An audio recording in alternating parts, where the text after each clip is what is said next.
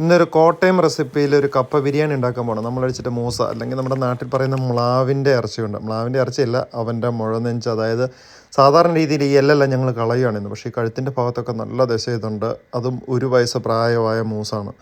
അപ്പോൾ അവനെ നമ്മൾ അവിടുന്ന് തന്നെ മിഷനകത്ത് ചെറുതായിട്ട് കട്ട് ചെയ്തുകൊണ്ട് വീട്ടിൽ വന്ന് നന്നായിട്ട് കഴുകി ഷീനാമ്മയുടെ ഓൺ റെസിപ്പിയിൽ കുരുമുളക്, മഞ്ഞൾപ്പൊടി, മുളക് പൊടി, ഉപ്പ്, പിന്നെ കുറച്ച് ഗരം മസാല. ഇതാണ് നമ്മുടെ റെസിപ്പി. മീറ്റ് മസാലയൊന്നും ഇടാറില്ല. പിന്നെ സവോള, വെളുത്തുള്ളി, ഇഞ്ചി, ഇതെല്ലാം കൂടെ നന്നായിട്ട് തിരുമ്മി പിടിച്ചതിന് ശേഷം ഒരു അരമണിക്കൂർ റെസ്റ്റിങ്ങിന് വെക്കുക.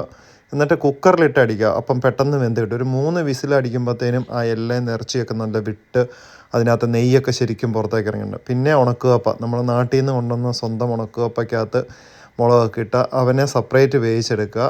ആ മുളക് ഇട്ട കപ്പയ്ക്കകത്തോട്ട് വീണ്ടും നമ്മൾ ഈ കുക്കറിൽ വെന്തിരിക്കുന്ന നമ്മുടെ ഇറച്ചി അങ്ങോട്ട് ഇടുക. ആ നെയ്യും എല്ലാം കൂടെ കൂടി എന്നിട്ട് ഇവനെ ലോ ഫ്ലെയിമിലിട്ട് ഒന്നുകൂടെ കുക്ക് ചെയ്യുക.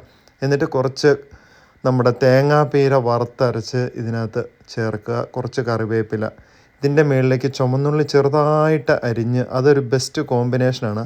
നല്ല കുഴഞ്ഞിരിക്കും. പിന്നെ ഒരു ചെറുതടിച്ചിട്ട് ഇവനെ ഒന്ന് പിടിക്കുക. എന്താ ഫീലെന്നറിയോ? ഇറച്ചിയൊക്കെ നന്നായിട്ട് ആ എല്ലേന്ന് ഇങ്ങോട്ട് വിട്ടു പോന്നിട്ടുണ്ട്. ഇത് ഓൾമോസ്റ്റ് എല്ലാ കോട്ടയംകാരുടെയും ഒരു നോർമൽ റെസിപ്പി.